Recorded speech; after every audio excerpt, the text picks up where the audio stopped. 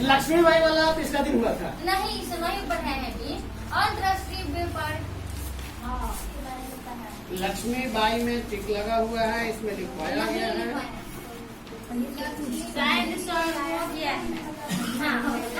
1857 की क्रांति का पुनर्अवलोकन इसमें हमने करवा दिया था।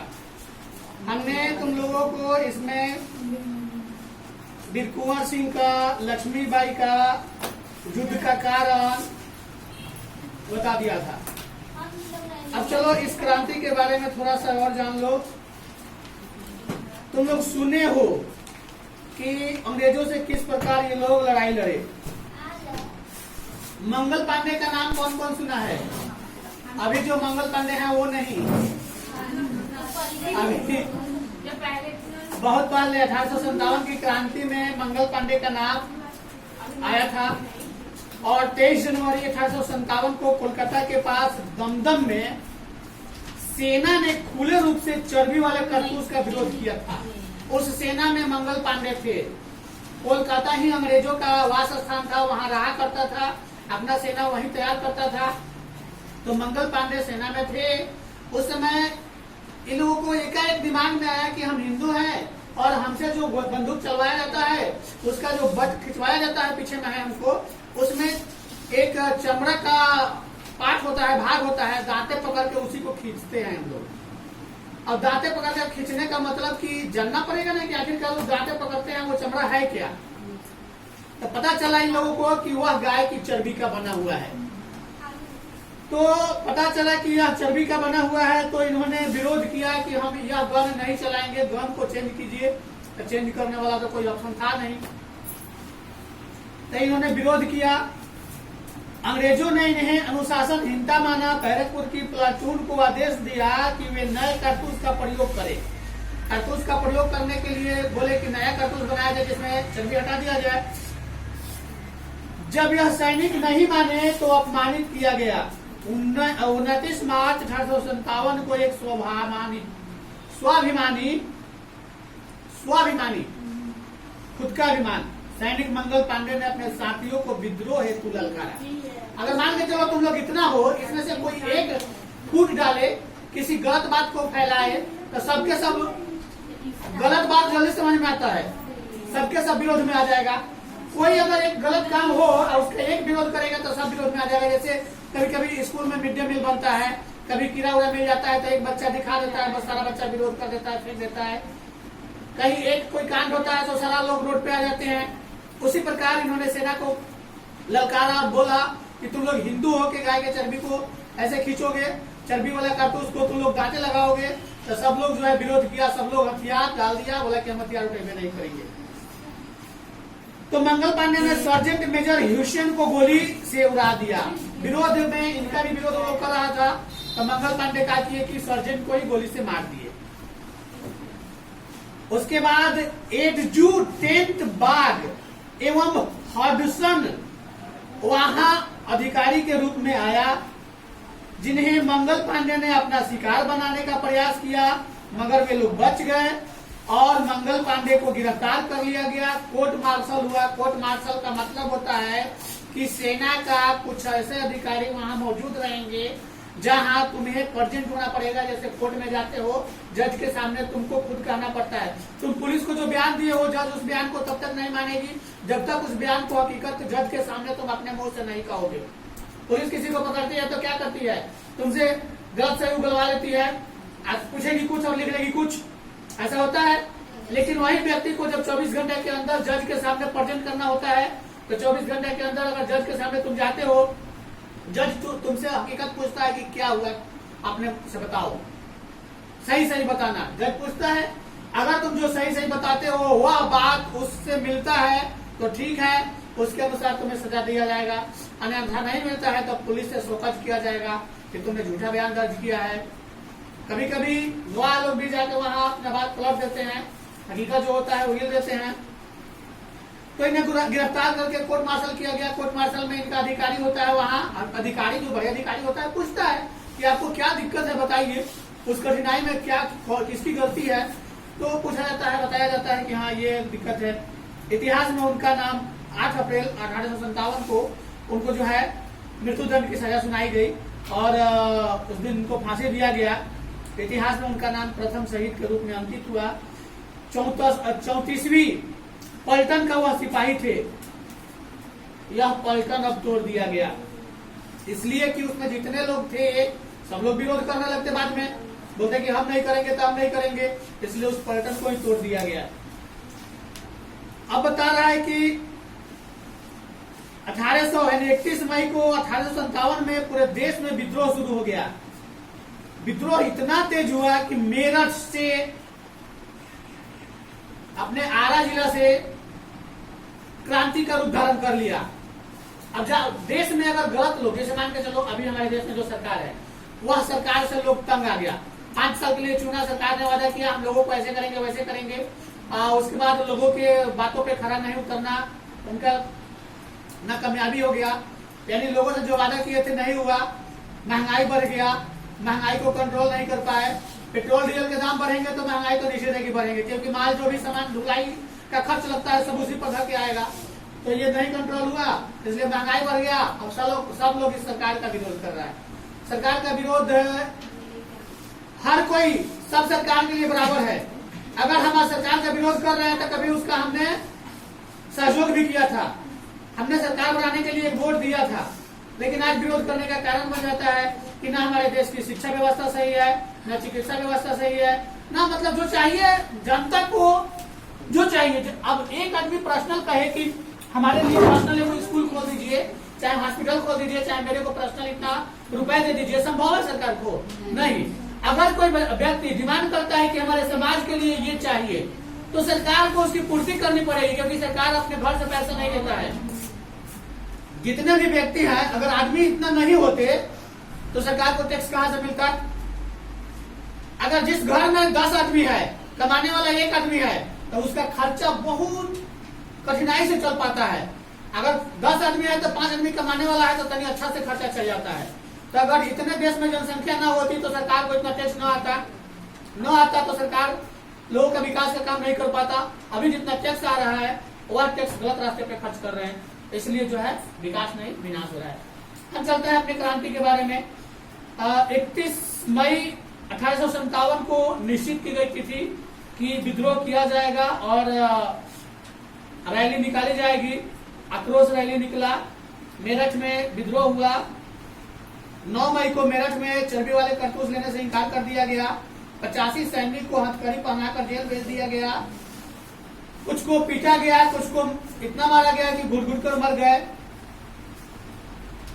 इतना मारने के बावजूद भी वो यह नहीं कहे कि हाँ हम यह कारतूस चलाएंगे, क्योंकि अब दिल में एक आस आ गया था कि हम अपना देश को जो है अंग्रेजों से आजाद करेंगे।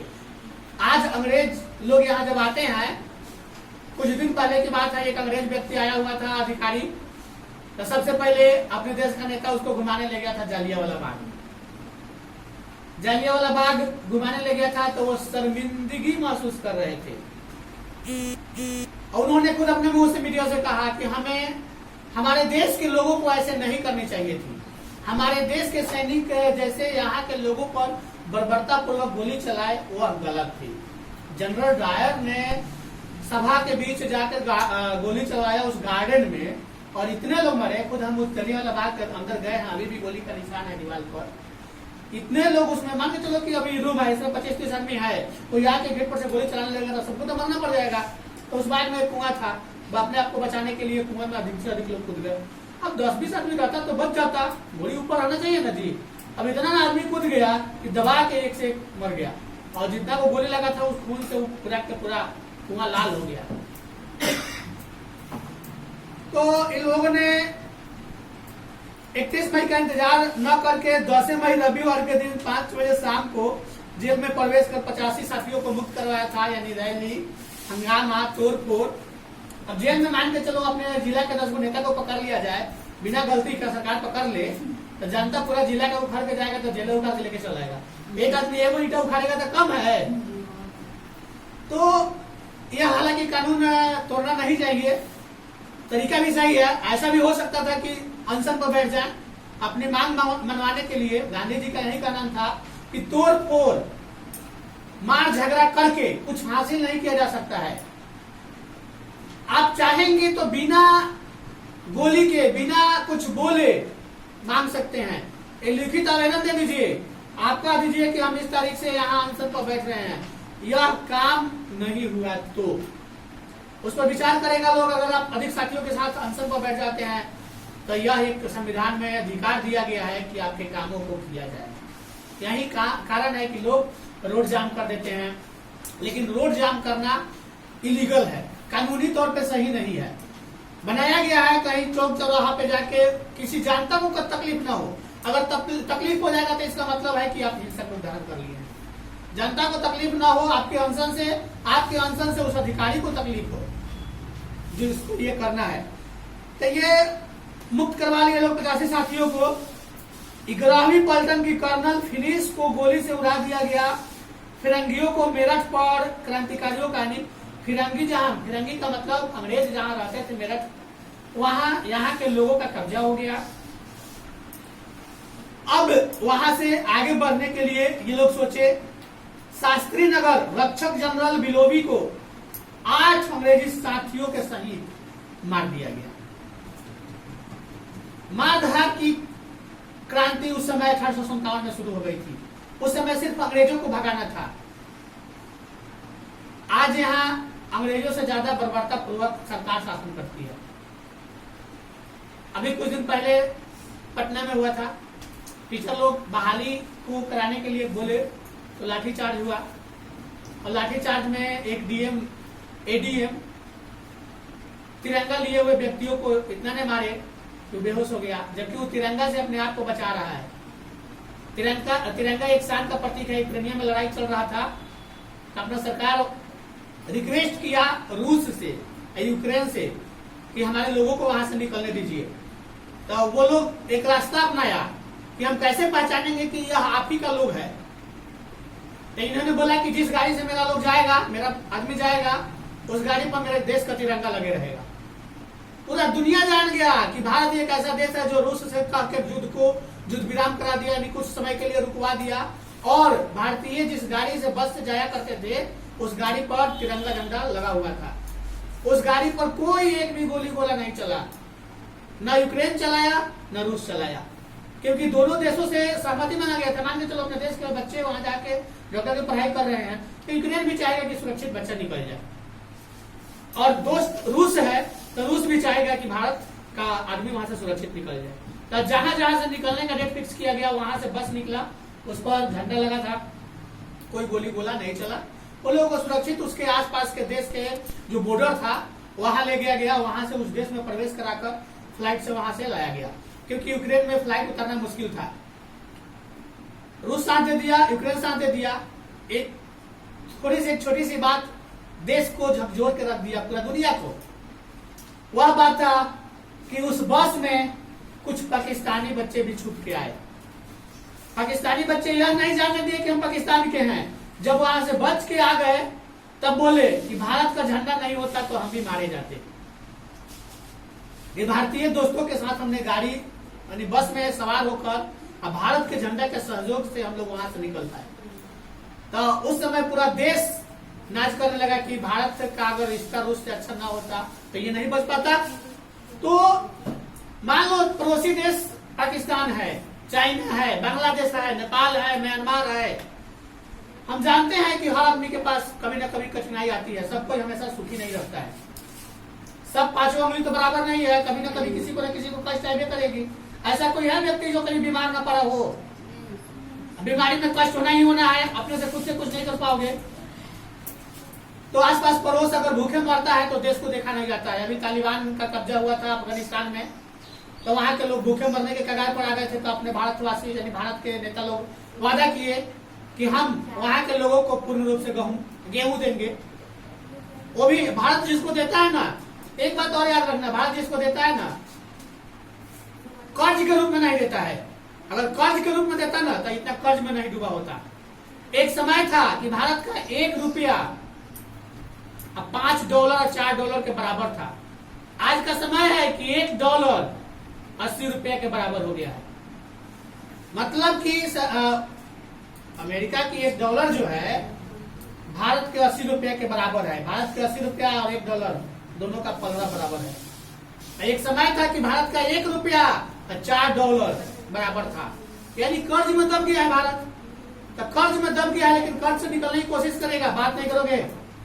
यहाँ हमें बताना यह है कि भारत इसको देता है ना, हेल्प के तौर पे देता है।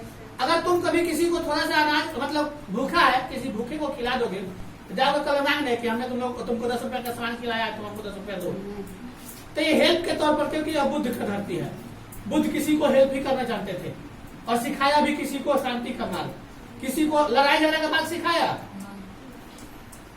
अब बुद्ध के रास्ते पे चल के गांधी जी आंदोलन करते थे।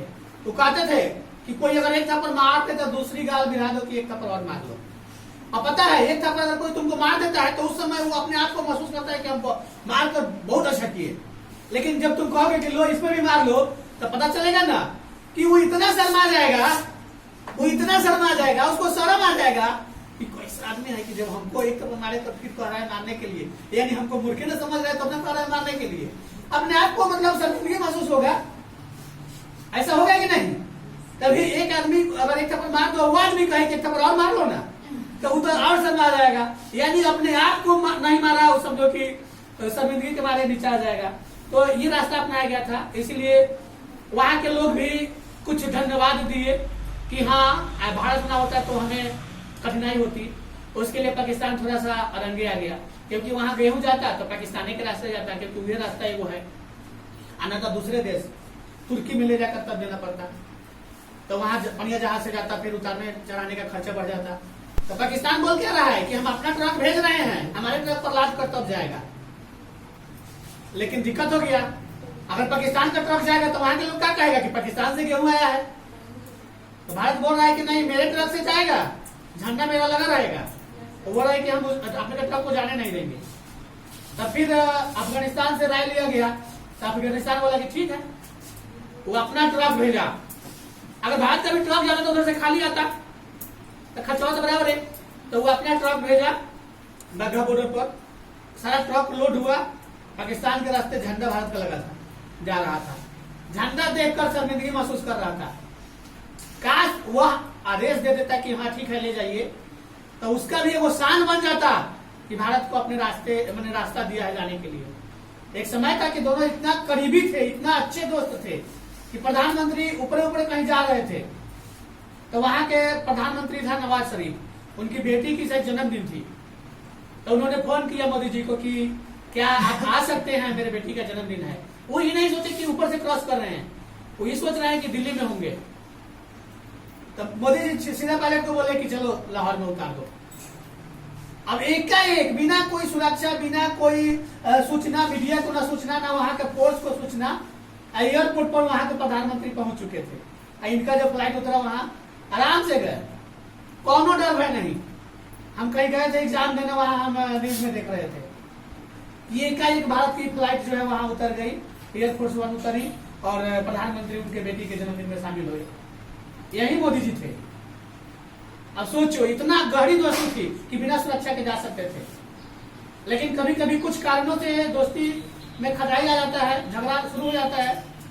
अगर कभी घर में आग लगेगा तो पड़ोसी बुझाएगा, तो वैसे नहीं करना चाहिए। दोनों देश को थोड़ा थोड़ा समझना चाहिए और हर बात पर झगड़ा मोल नहीं लेना चाहिए, क्योंकि यहाँ धरती है तो जिंदगी नहीं है, जिंदगी है तो धरती का भी स्वर्ग बना के रखा गया है।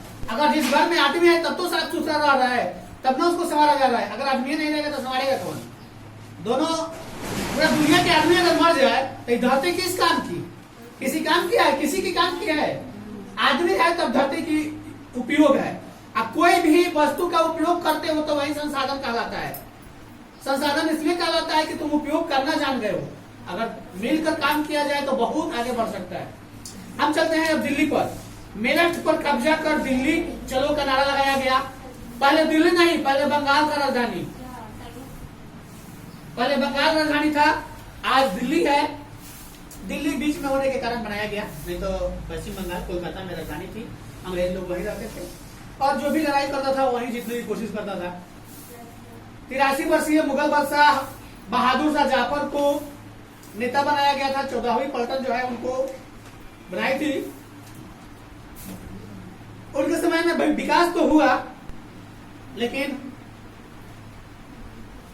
अंग्रेज लोग फिर धीरे धीरे हावी होने लगे और जो भी विदेशी आता था, अगर जौन देश में कोई शासन नहीं है, कोई नेता नहीं है, कोई कानून नहीं है, वहां जाओगे तो तुम कैसे चलोगे? कोई दिक्कत है? कोई दिक्कत नहीं होगा। लेकिन जना देश में नियम कानून है, वहां तो उस नियम कानून से चलना पड़ेगा। कहीं कहीं देश में है कि तुम रोड पर थूक नहीं सकते हो, रोड पर थूक नहीं सकते हो। सऊदी में रोड के अगर रॉन्ग साइड में चलता हो तो पुलिस उठा के लेके चल जाएगी। यहाँ मतलब वहाँ इतना एक्टिव पुलिस है। यहाँ रोड के माटी कोड़ के भी लेके जाओगे तो कोनो पुलिस जल्दी नहीं आएगी। यहाँ ऐसी व्यवस्था है। यहाँ तो किसी का एक्सीडेंट हो जाएगा तो वो जब तक मतलब 10-20-50 आदमी उठा के हॉस्पिटल पहुंचा देगा, उसके बाद पुलिस को पता लगेगा तो पुलिस आएगा। कांड होने के बाद आता है। बाहर में कहीं एक्सीडेंट हो जाता है ना, तो एक्सीडेंट होने के बाद कोनो ड्राइवर भागता नहीं है। यहाँ ड्राइवर नहीं भागेगा तो मार के मुंगा देगा लोग। वहाँ आराम से ड्राइवर रहेगा, पुलिस आएगी, कोई उठाएगा नहीं। अगर मरा भी रहेगा लाश तो उठाएगा नहीं। यहाँ एक आदमी आता है कि आदमी को उठा के हॉस्पिटल पहुंचा देता है, उसके बाद पुलिस को जो कार्रवाई करना है करे। अब मान के चलो कोई आतंकवादी है, भाग रहा है, हम नहीं जानते हैं कि आतंकवादी है, एक्सीडेंट हो गया, हम हॉस्पिटल पहुंचा दिए। और जगह का नियम है कि कोई उठा के हॉस्पिटल नहीं पहुंचाएगा जब तक पुलिस नहीं आएगी, उठा के नहीं ले जाएगी।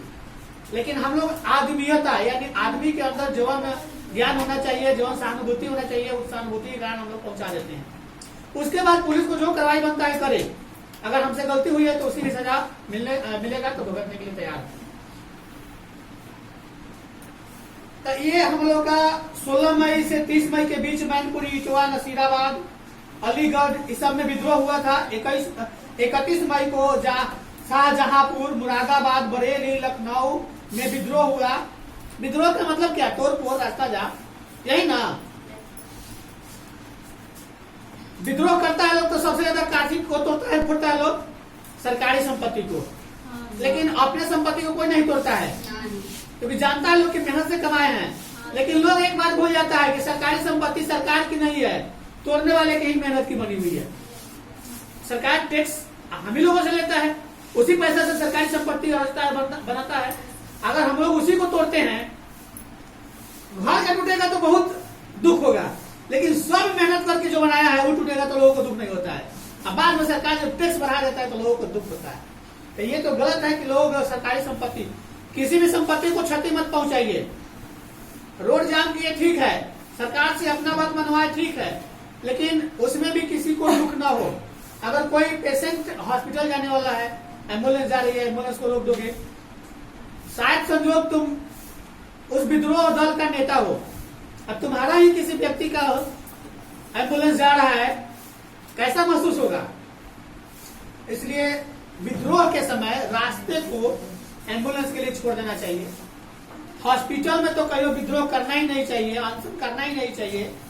अगर आपकी मांग नहीं मिलती है, यहाँ के लोगों का सबसे गलत धारणा है कि सरकार हमें नहीं देगी तो हो हल्ला करेंगे, हंगामा करेंगे।